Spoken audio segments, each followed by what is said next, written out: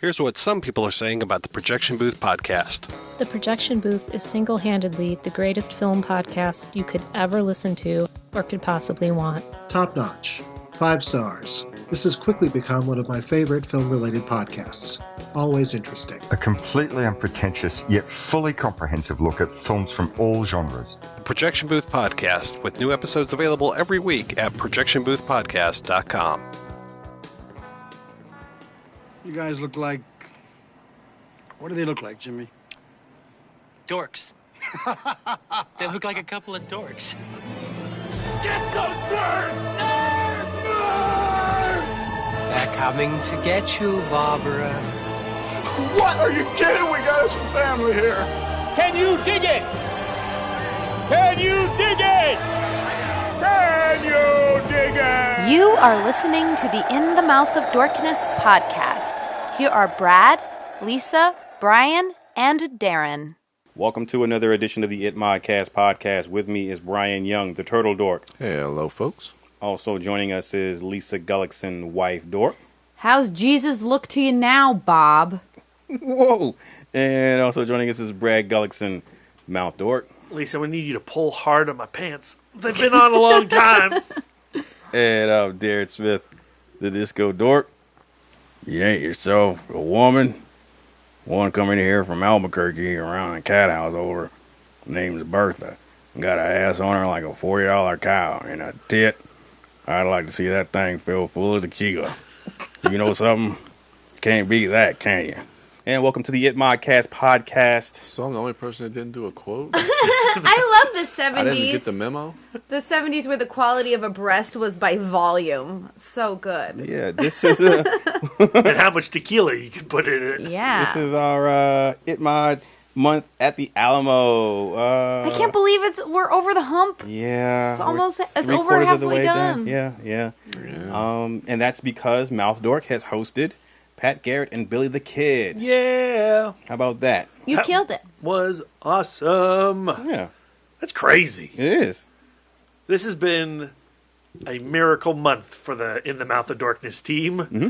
And each screening has been successful so far, Brian. Yeah, I know. Leave it up to me to ruin it. You know, like going into this screening, because I'm an obsessive freak, every day I would check how many tickets, how many seats were filled. Uh-huh. And it'd be like, okay, I'm up to 5. Only 4 more days to go.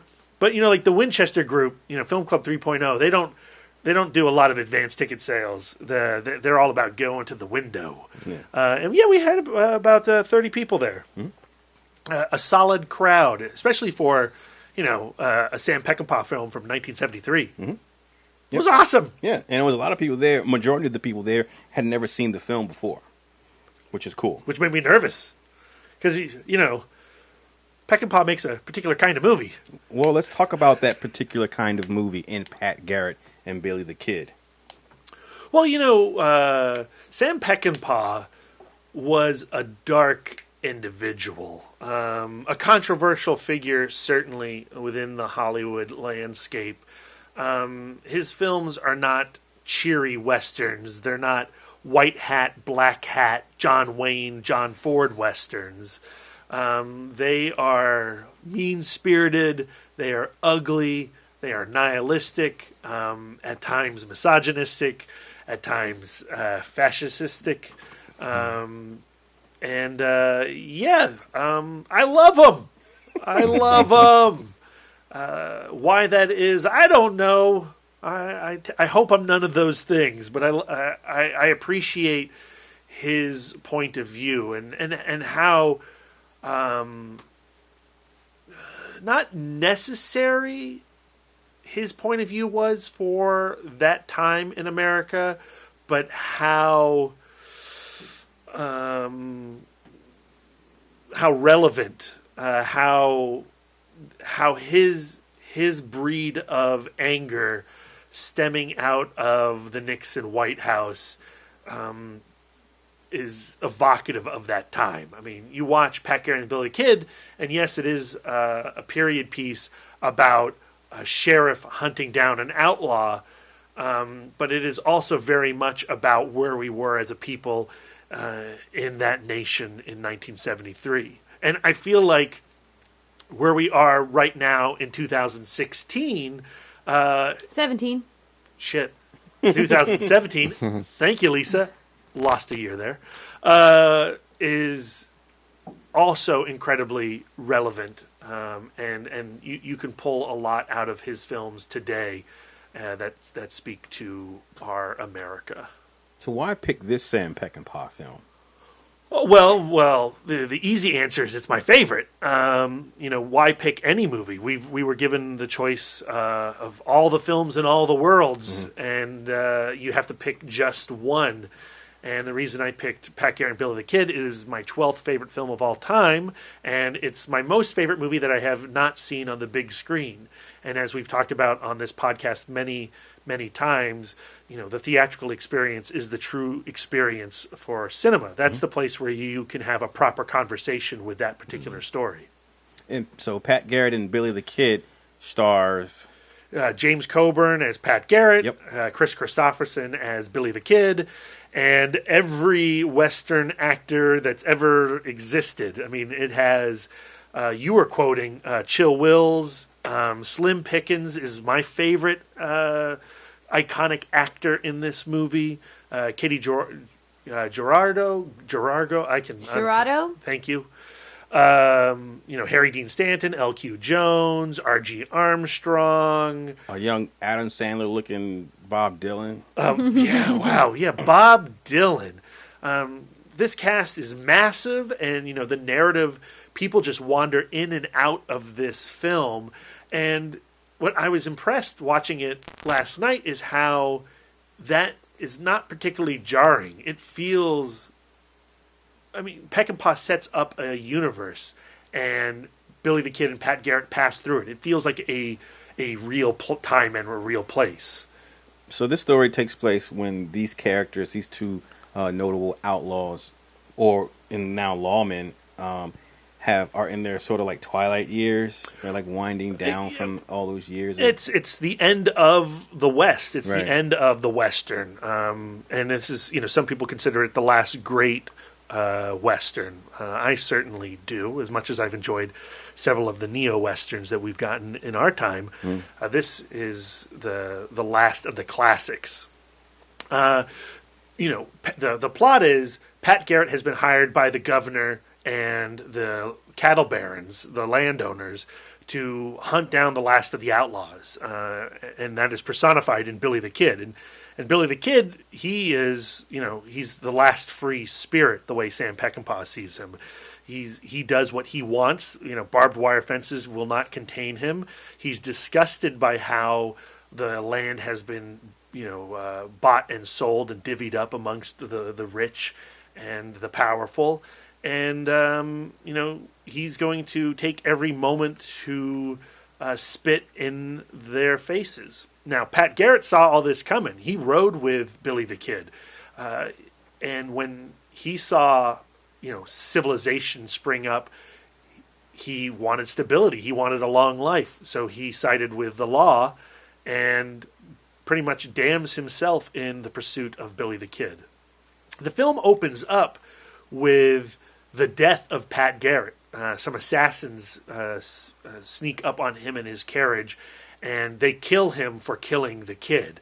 And I love how Peckinpah intercuts the scene of Billy the Kid shooting the chicken heads in slow motion. Dude, that was nuts. I was not expecting that. The Humane Society was not on set that day.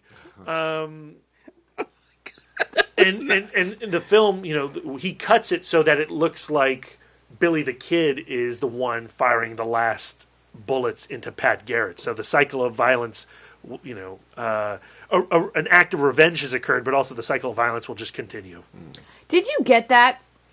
Like when you were watching the film, because they separate the killing of Pat Garrett in like sepia, and then so the future flashback is in sepia, and the present for the majority of the movie film is in color.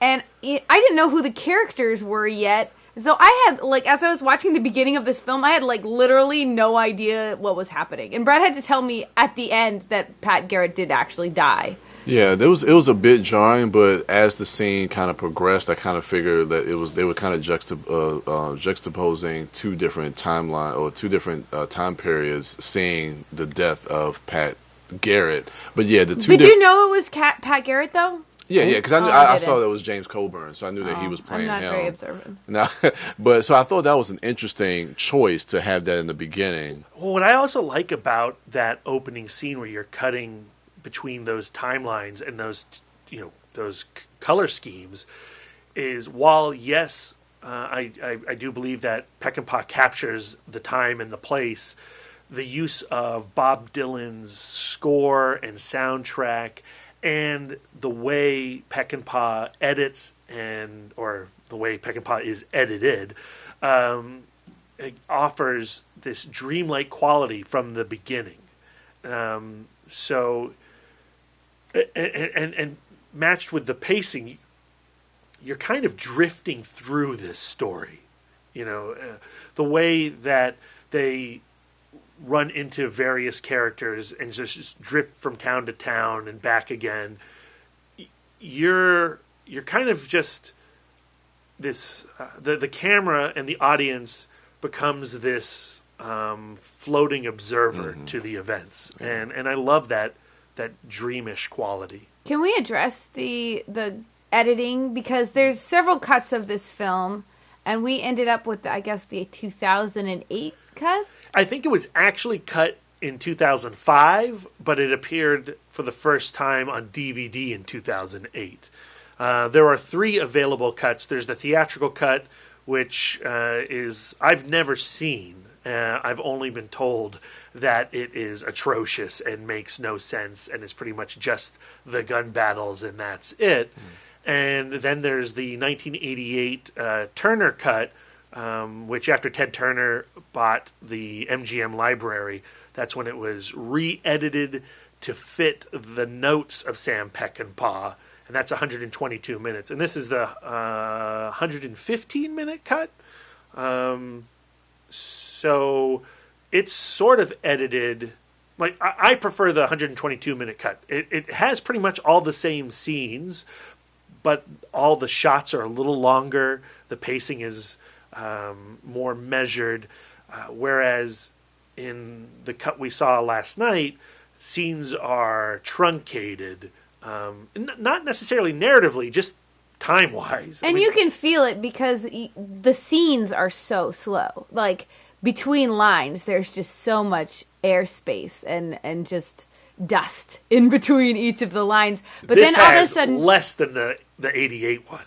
But then you get like you'll all of a sudden be in one place and then you're in a completely other place, which sometimes I found abrupt. So, Peckinpah is probably most famous for The Wild Bunch, a revolutionary film, absolutely, and a great movie. I love The Wild Bunch. It's this ballet of blood and bullets, and it's all about men interacting with men and relating to each other through violence. Looking at it today through the lens of somebody who has grown up on John Woo movies and seen the slow motion effect used and imitated to tremendous effect in the case of some John Woo, and also in terrible ways in the case of some other John Woo, and paler imitators certainly. So when you watch like The Wild Bunch's slow motion, it's easy to see it and go and just see it as a very stylistic choice, a really cool way of gunning a person down. But as I spoke to the crowd yesterday, you have to understand that Peckinpah is a veteran of World War II. He was a Marine, and that style comes from a moment in his life, in his military career, where he's part of a train convoy. He's standing on the train, and a sniper takes a shot at him, and the guy, the soldier in front of him, the Marine in front of him, is shot and killed and dies. And when Peckinpah talked about that moment, he talked about time standing still. Everything around him slowed to a stop. And when he wanted to, when he got into filmmaking, and he made The Deadly Companions first, and Ride the High Country, Major Dundee, he wanted to replicate that grotesque act of violence and show the audience really how revolting seeing somebody murdered by a bullet is. So when you watch The Wild Bunch, and when you watch Pat Garrett and Billy the Kid for those scenes where he extends that gore, I think it's important to think about the young Sam Peckinpah on that train. And it's hard for us to do as a modern consumer of action cinema. Mm-hmm. Well, we got a really good taste of it with that chicken scene. Well, and the thing about with the spine sticking out. The thing about Pat Garrett and Billy the Kid, though, is it's not the Wild Bunch. And I think the Wild Bunch comes onto the scene and is a sensation, and people obsess over it, and it makes a ton of money.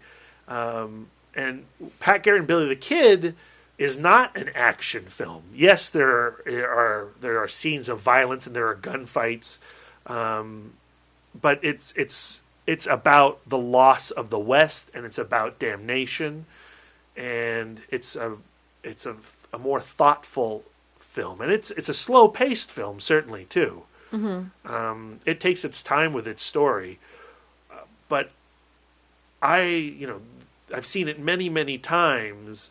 And watching it this time, Pat Garrett, James Coburn in particular, as Pat Garrett, the anguish that he displays in his, what he deems to be inevitable actions is so watchable.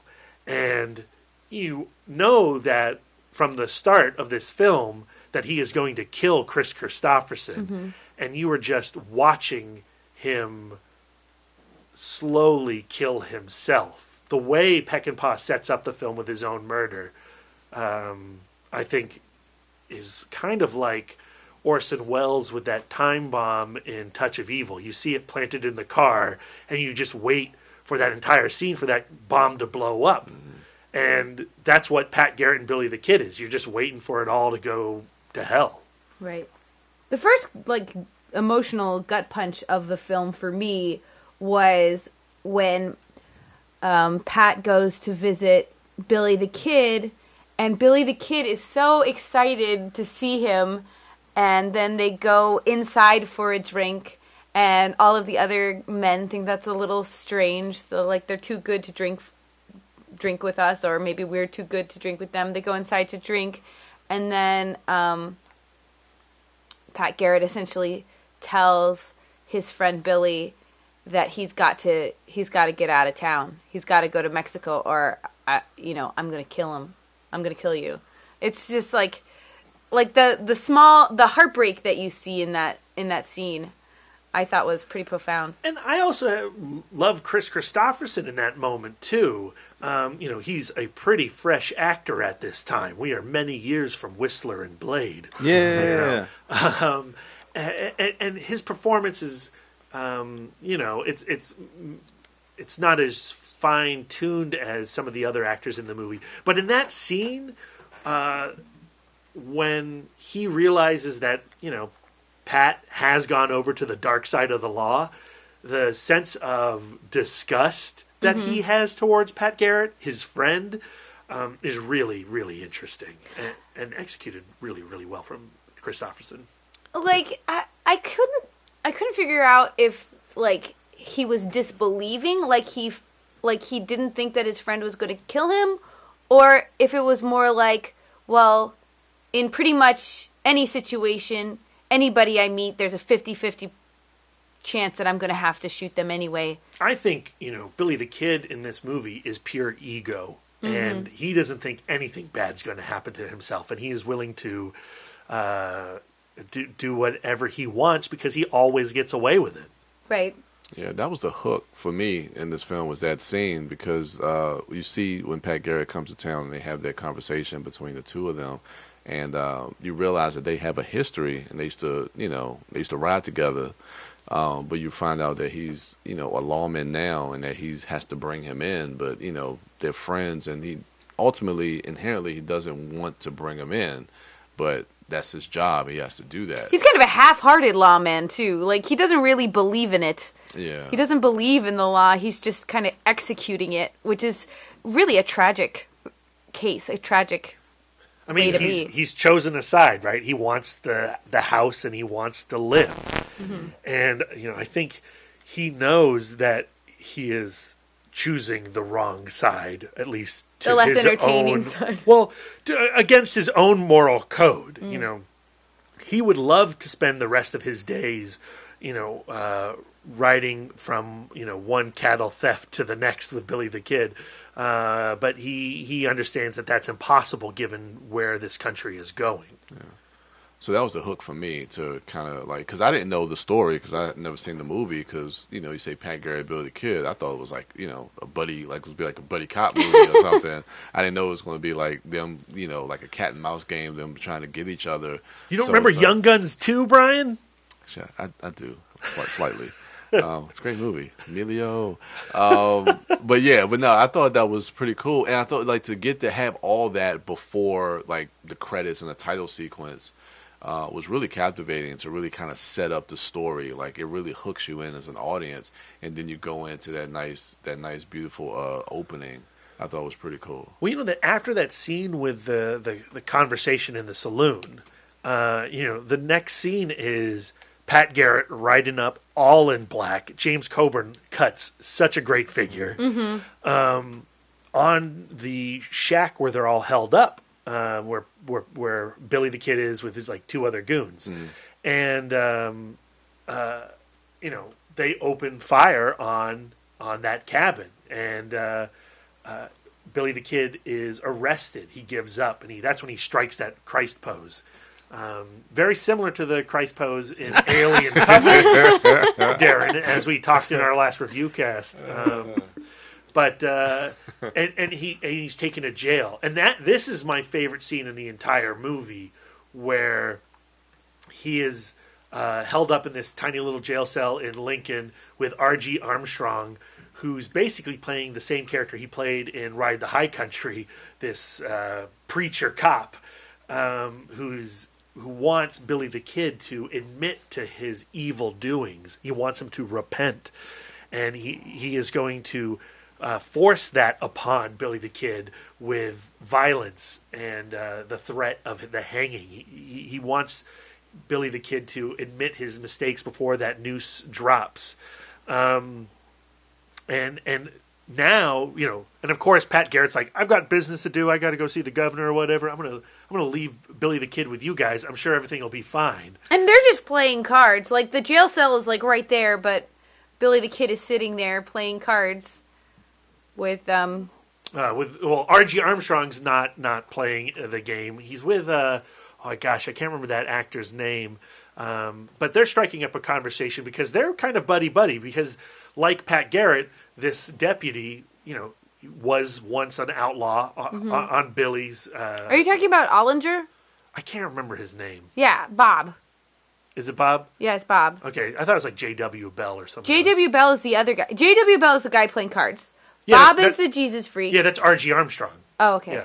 So I'm talking about J.W. Bell. I'm so confused. So J.W. Bell used to ride with Pat Garrett and Billy the Kid. Armstrong was never with them. Okay. And J.W. Bell, they're having a good old time. And when, R.G. Armstrong can't take the fire and brimstone talk anymore, he goes to get a drink and leaves Bell with Billy. And Billy and Bell are just shooting the shit, having a good old time. And Billy says, like, I got to go take a dump. Can you unchain me and take me down to the stall? And they go out to the outhouse, and inside that outhouse, somebody has left Billy a revolver. And that's just a mystery. We don't know who did that. We are never explicitly told who put it in there. A townsperson, one of his old cohorts. I wonder if Maybe it's the Pat guy. Garrett. Maybe I thought maybe Pat Garrett, or maybe that guy, that grinning Pat guy Garrett. from the livery stable, the guy who brought him the horse. He seemed pretty beside himself about the whole thing. I'm guessing it's a townsperson. Do you think it was maybe Bob Dylan? Because he seems pretty pleased by the whole thing too. I don't think so, but really, at the end of the day, it doesn't matter. He has so many admirers. He is now armed, and Belle and Billy go back to the jail cell, and Billy draws the gun on Belle and says, come on, walk up towards these steps and, don't do anything stupid. And then Belle starts to leave. He's like, look, if you leave, I'm gonna shoot you. And he's like, well, you're not going to shoot somebody in the back. He turns his back on him, and of course Billy shoots him in the back. And I think that's the first moment in the movie, outside of some minor misogyny in a Peckinpah film, where Billy shows that he will do anything to further himself. But what about in the shootout in the very beginning? There's like this young kid with glasses who's like utterly, and he gets shot. And then Billy's like, well, you're shot anyway, so how about you catch some of this gunfire while I make a run for it? And of course that guy's like, of course, Billy, because everybody loves Billy. Yeah. I thought that was a pretty dick move. That's a dick move, but at the same time, cowboy code, that dude's dying anyway. This is just a straight up, honorless murder. Yeah. And that sets off a chain of events. R.G. Armstrong hears the gunshot. He comes running out of the bar, and you hear a townsperson say, oh, Billy the Kid shot and killed J.W. Bell. And, now here is Billy the Kid holding Bob R.G. Armstrong's shotgun, and and Bob sees it, and he says, and he's killed me too. And boom, keep the change.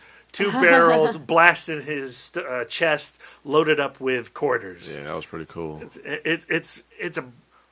It's a brutal killing. It's a badass shot too. It's a badass shot, absolutely. Yeah. And what I love about that scene is how, after those 2 lawmen are dispatched, the town. I mean, it's as if Jay-Z had just, rolled in. Yeah. I mean, here's this tremendous celebrity, and people just come out to gawk and look at what this guy has done. Yeah. And even better yet, Billy the Kid is getting his stuff together in the jail cell, and he's singing about all these towns he's been to, and none of them are as low down as Lincoln. Because here are the people who are getting ready to gather to watch his hanging. Yeah. And now they want to brush shoulders with him. And there's that guy who brings him a horse, and Billy gets on that horse, says thank you. That horse bucks him off, and he's like, oh, I brought your horse back to him. He's like, yeah, I'm going to take your buck instead. Yeah. He's like, oh, Billy, why? He's like, because it's mine. I can do whatever I want. And that's the second act where you realize that Billy the Kid is an outlaw, is a bad dude. It's crazy, though, because I noticed that, too, throughout the entire film. It's like he is treated like a celebrity, like this legend. Like, anytime he comes past the town, like, the kids and everybody come out and they want to see, like, the legend of Billy the Kid. Every girl makes eyes at him. Yeah, it's wild. Like, wow. So, yeah, I thought that was pretty interesting to see that in the film. And so he's, back out on the loose. He heads back to Fort Sumner, meets up with his old crew. He's trying to figure out what he wants to do. Maybe I'll go down to Mexico. And that's where he has that encounter with Paco. And Paco, he's going to stick around the territories. He's going to make a business for himself. Chisholm's people, they're not really that much of a threat. Pat Garrett gives him a little bit like, I don't know. Not Pat Garrett. Billy the Kid says, you should probably be careful. And, of course, Chisholm's people end up murdering Paco, him and his wife, in a really heinous way. Billy the Kid later runs up across them, and they are, whipping him to death and branding him with an iron and raping his wife. And, Billy the Kid of course, kills Chisholm's people and is there to bear witness to Paco's last breath. And that's what sends him back into the United States. That's where he decides he's not going to turn and run. He does have some kind of honor buried in his black soul. Yeah. At what point do we meet Bob Dylan?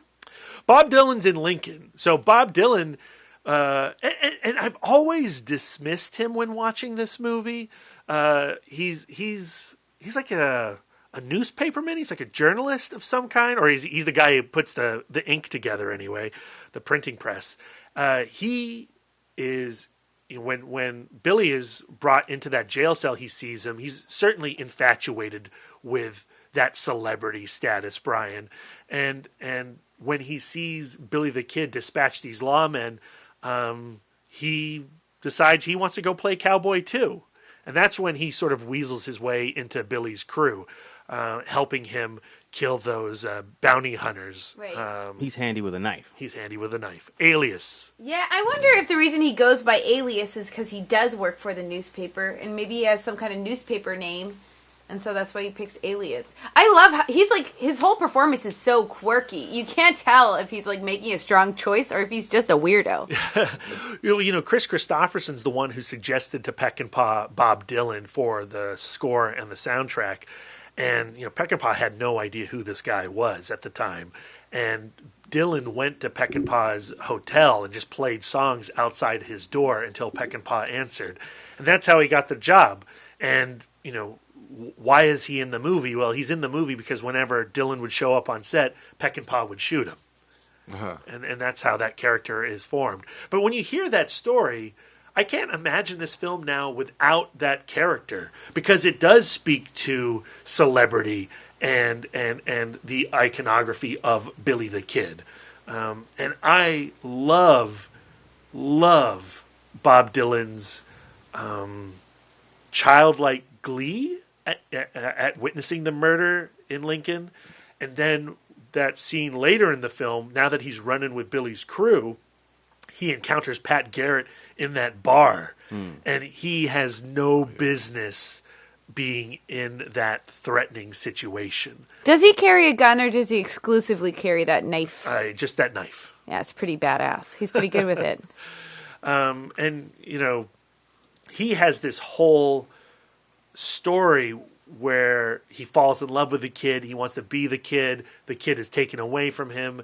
And I'm pretty sure, correct me if I'm wrong, tweet at me if I'm wrong, at the beginning of the film, he's the guy holding the rifle he's one of the gunmen that kills Pat Garrett. I was going to ask you, was he one of the guys that shot him? I never noticed that before, but I'm 99% positive that he is the guy with the rifle in the beginning of the film. It would make sense.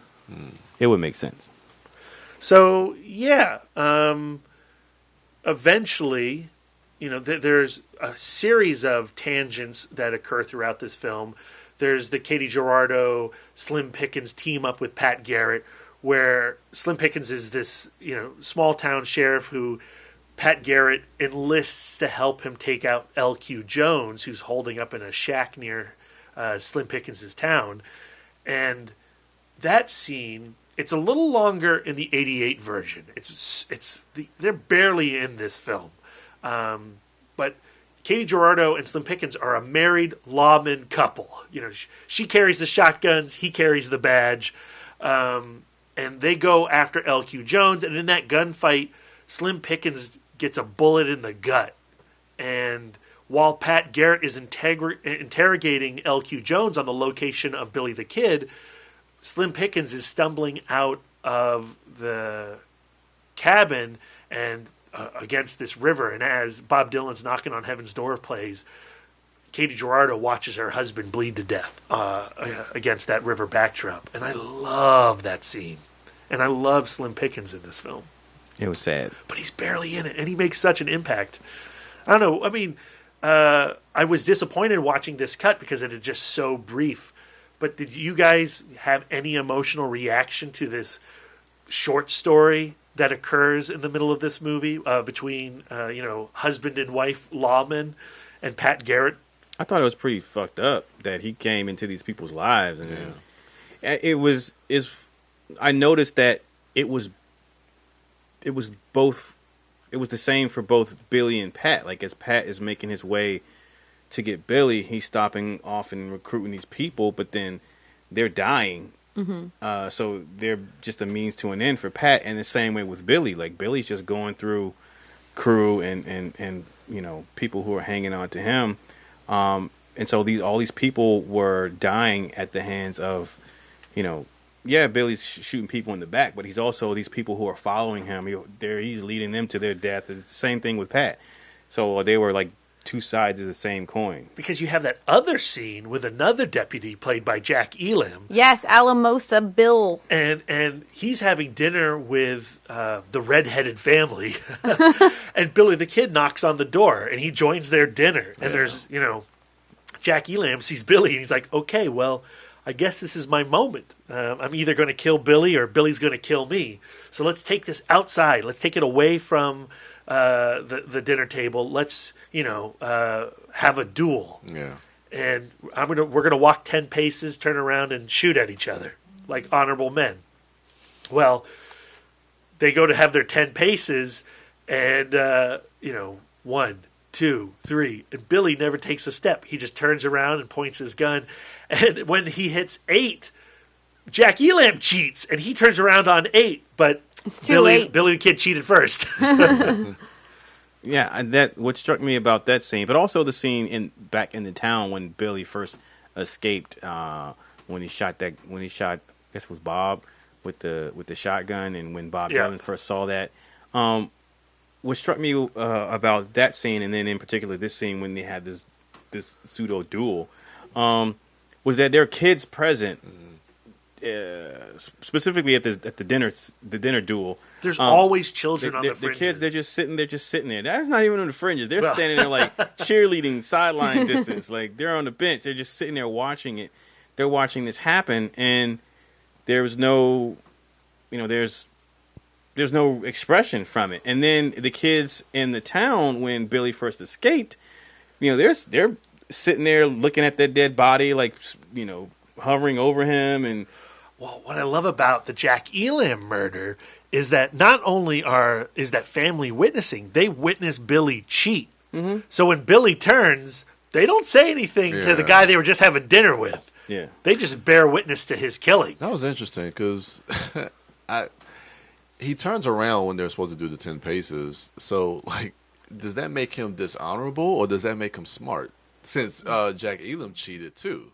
Well, I don't think it's a matter. I think that Billy the Kid has his own honor, but Billy the Kid is never going to allow somebody to kill him.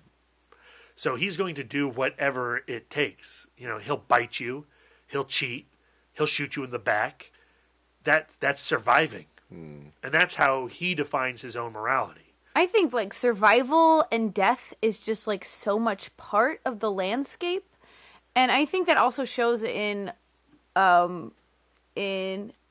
Alamosa Bill Kermit's demeanor as he dies, or when anybody gets shot in this movie. It's always like, you know, you always get a sense of, oh, well, it is what it is. It was bound to happen. And then also with the presence of the children, you know, in the beginning of the film, when Billy the Kid is, you know, in prison waiting to be hanged, kids are just outside, just like swinging on the gallows, like it's like some kind of swing set. And I just think that, like, it's gotten to the point where the Old West is kind of like a spectator sport, and there's a winning side and there's a losing side. And, you know, if you're not directly involved, I guess you're just not in any danger. I have no idea, but they certainly seem, the children as well as the players seem pretty accustomed to death and are hyper aware of they're probably going to die by bullet poisoning. How do you think that Sam Peckinpah, what do you think he feels about Billy the Kid? And you know, when you watch these two, you know, and Pat Garrett, I guess is the question too, you know, how does the filmmaker perceive these characters? I don't want to say he glorifies them, but it feels like he admires them. Oh, I think he certainly romanticizes Billy the Kid. Billy the Kid, yeah. Absolutely. Yes, absolutely. That's where I was going. Yeah. And I think any opportunity he can to show his disgust towards Pat Garrett, he does that too. But he gives Pat Garrett sorrow also, and self-awareness. Maybe that's two aspects, although each character represent different sides to Peckinpah as a coin. Well, but I don't feel like Pat Garrett is ever fully on the lawman's side, and I think he's so tormented because we meet his wife. His wife is this beautiful Mexican woman, and she's in this house and is full of things, but he's never home, and he treats her like garbage, and then we never see her again. I think Sam Peckinpah sees himself as Pat Garrett, and he loves Billy the Kid. He sees Billy the Kid as pure. Yeah, and he admires the morality of Billy the Kid as vulgar and flawed and potentially evil that it is, and that Peckinpah is Garrett, where Billy's got to die. History says Billy has to die. And, there's a famous story about how Peckinpah, before he shot the ending of this movie, he thought and had a conversation with his producers, maybe we don't kill Billy. Maybe we end this film with Billy the Kid alive and going out into the sunset. But then, of course, Peckinpah being Peckinpah could never allow for hope. And Billy does have to die. I feel like if Peckinpah was Quentin Tarantino would, he's going to kill Hitler. All right, so Billy the Kid could live. History be damned. But Peckinpah could not escape the inevitability of Billy's death. And that's why at the end of the film, when Pat Garrett shows up with his two deputies, one who's working for the governor and really wants to be there and is excited to kill Billy the Kid, and the other, Richard Jekyll, who does not want to be there, who also was a one-time outlaw who has sold himself to the devil, that is the United States. They are riding into town. It's dusk. Campfires are being put out. There's smoke from those campfires floating throughout Fort Sumner. It has like this hell, Hades look to it, and these three killers have rode up, and Pat Garrett or Billy the Kid is in the process of making love to this one of the many young girls who bats her eyes at him, and Pat sees a coffin maker on the side of town, whittling down a coffin, and that coffin maker is Sam Peckinpah. And, Peckinpah says to Pat Garrett, well, I guess you've made up your mind then. You better get to it. And it's the director, it's the creator saying, this has to happen. I don't want it to happen, but there's no stopping it. So let's just watch this tragedy. Yeah. And those, final moments where Pat Garrett sits outside the house and allows Billy the Kid to finish making love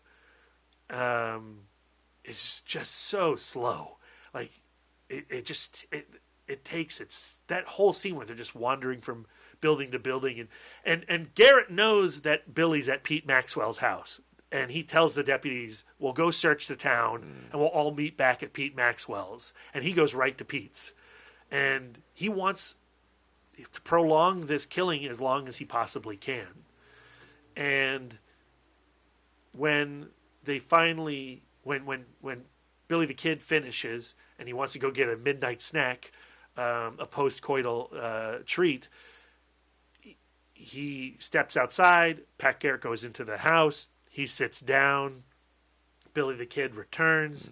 And that scene when Billy sees Pat, he has like this bright smile. He's so happy. He's like, oh, Pat. Boom. Shot to the chest. Dead. It's like perfect. It is a perfect way to execute that scene. That's my favorite scene in the movie, from when Billy goes there, comes in the house with the girl, and then the guy's sitting there at the table. He starts to tell him the story. Oh. They go into the bedroom, and then Garrett comes. Like, that whole sequence, that's like my favorite sequence in the film. And, because when you walk into a movie like Pat Garrett and Billy the Kid, you know how this story ends. I mean, you see the ending at the start of the film. Pat's going to die. Billy's going to die. And, we were talking about, in our Alien Covenant review cast, how prequels are so frustrating because you're anticipating how does this film get to the previous film. How does it lead up to the events that we know and love? So when you're watching Pat Garrett and Billy the Kid, how can Peckinpah succeed in surprising us in an inevitable outcome? And it's that smile. It's that performance from Kristofferson, and it's that performance from James Coburn. And it's practically silent. And I was surprised but the question as far as is Dylan the one holding the gun in the beginning? Mm-hmm. So when they see that Pat Garrett has killed Billy the Kid, I'm like, okay, so now after this, we're gonna get to that part where he gets shot. I'm just waiting. I'm like, all right, it's getting ready to. We're circling back around to the beginning. We're gonna see when all the guys shoot him. So I'm looking at who's around to see who's gonna be like in the ambush, and I'm paying attention because I'm looking at Dylan's expression, and like he's really bothered by it. So I'm like, all right, well, I know he's gonna be the one to get. He's going to be one of the guys shooting Pat Garrett. But then it surprises me that like it ends on Garrett riding off, and they don't show like the ambush. And so I was like, huh, okay. So what's interesting is, yes, he plops himself down on the porch swing, and he just spends the rest of the night until morning sitting there on Pete Maxwell's porch after having killed Billy the Kid. And, he stops the one deputy from cutting off Billy's finger because he's going to nail it to a post. He's like, you're not going to, desecrate this guy's body. And, he spends, I don't know, like 5 hours, 4 hours, like 8 hours waiting till the sun rises. And then he gets on his horse and he rides off in his own kind of defeat. And in the 1988 cut of this film, it does circle back. It ends with his assassination again. I think I like it. I prefer this. I do too. I prefer the 88 cut as a whole, but this ending is the way it should end. I like it. But according to this Wikipedia page, it's 28 years later that Pat Garrett is shot. It's not like, and then a fortnight goes by and they catch up to him. No, he gets to live more or less in the Old West a pretty full life. Right. He lived 28 more years. He died in 1909. And spending all that time justifying the actions that he committed Probably on that day. tortured by them. Yeah. Tortured by them. Because, I mean, just that act of sitting in mourning out all night, he was clearly devastated by what he did and what he had to do. So, yeah, it's Pat Garrett and Billy the Kid. A real crowd pleaser. I think that the people liked it, though. I didn't talk to all 30 of them, but those that stuck around to converse afterwards, the people who had seen it before obviously still enjoyed it. I talked to one woman who hadn't seen it since the theater in 1973. She was 25 at the time, and she said she hated the movie. Oh. But watching it this time, she's like, it's not nearly as bad as I thought it was. Well, that's good. So that's going to be you, Darren, with Alien Covenant. There you go. No. Oh, man. So we have Kung Fu Hustle. We have Head. We have Pat Garrett and Billy the Kid out of the way. And now we have coming up the Gray. The real crowd pleaser. Before we talk about that, I just want to say I'm thinking back on standing up in front of the audience at the Alamo Draft House introing Kung Fu Hustle. I'm remembering Lisa as a ball of excitement in front of the crowd, introing Head, and I'm thinking about Brad standing up in front of the crowd, introing Pat Garrett and Billy the Kid, and also the subsequent, the discussions after each of those screenings. And I just have to say again, we have to say thank you, Andy, for these opportunities. They really mean a lot to us. We really do appreciate it. To hear Brad and Lisa and myself get to wax poetic about these films that we hold near and dear to us, and actually be able to screen them and then watch them on the big screen, and then have these post conversations is really been a special treat for us. So I just want to thank Andy, Film Club 3.0 as well, and the Alamo Draft House in Winchester once again for being so welcoming to the ITMOD family. So thank you. Yeah, from the bottom of our hearts, because this really is a truly special experience to partake in, and having people show up for our selections really does mean the world to us. Mm-hmm. So thank you. Brian, you're the last man standing. Save me for last. Damn it. So you excited? Actually, I am. I'm actually starting, now that I know that this is my week. I'm getting excited. Nervous because I'm not a public speaker, but you're on a podcast every week. Yeah, I know, but I'm the quiet one of the group, so But I'm really excited. The Gray is a movie that's near and dear to my heart. It's very special to me. It's a movie that the themes of the film speak a lot to the things that I go through, that I struggle with, and it's a film that kind of hit me at the right time in my life. And to be able to, I've seen it on the big screen, but to be able to host this movie, introduce this movie, and watch it with the crowd because it's a film that I selected for people to watch, it's exciting. It should be a lot of fun. Do you think you're going to go deep with the crowd in your intro? Are you going to reveal all the secret dark stuff that made this movie appeal to you? You got to give your money's worth. No. I mean, it's nothing big. I mean, it's just don't spoil it. Save it. Oh, okay. I want you to tell the yes crowd. or no question, Brian. What? It's just the themes of the movie. The themes of the movie are just things that I relate to. I was thinking about this on the car ride home from Pat Garrett and Billy the Kid, but I was able to connect Head to Pat Garrett. Head is the beginning of the anti-establishment film 1968, and it transitions into 1973 and Sam Peckinpah and the real hatred and frustration, a political unrest that exists in Pat Garrett is tied to Head, and Pat Garrett and the Gray are connected with the exploration of masculinity and But how does Kung Fu Hustle now fit thematically, Darren? Yeah, when you're tired of dealing with all that heavy shit, you just want to go to the movies and watch something fun. So, yeah. Yeah. That's how it connects. I also think that it has to do with like a legacy of cutthroats, killers. Because the Kung Fu. Oh, yeah, they were ruthless. The Axe Gang were ruthless. They would have fared well in the West. There's exploration of the class system. Mm-hmm. We can maybe work that in. Mm-hmm. I don't know. All right. Anyway, that's your homework assignment, dorks.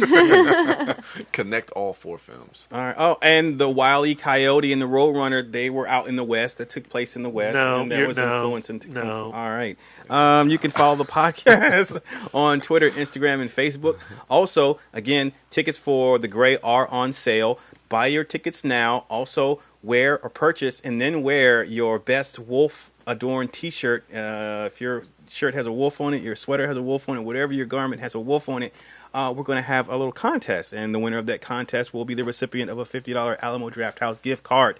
So that's something else to look forward to in addition to Brian's deep philosophical speech. Are we going to announce the winner before the movie or after the movie? I think it's got to be after. Yeah, after. They got to sit. We don't want to give them a $50 gift card and then they peace out. They've got to at least watch The Gray with Brian. Yes. Yeah, I guess maybe we can have them Well, we'll figure it out, and then maybe just. I love working out logistics live. I know, it's great. Sorry. It's great podcasting. It's great for the fans. All right. So you can find Brian Young, the Turtle Dork, at the Turtle Dork on Twitter, Instagram. He's at the Turtle Dork 1 on Instagram. On Facebook, he's Brian William Young. Wife Dork is at Sidewalk Siren on Twitter, Instagram, and Letterboxd. Yeah.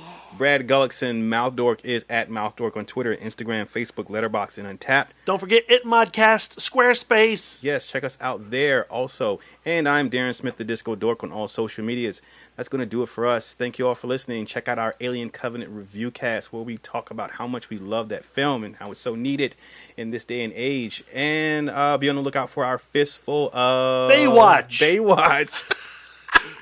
TBD. Yeah, that's going to do it for us. Thank you all for listening. And until next time.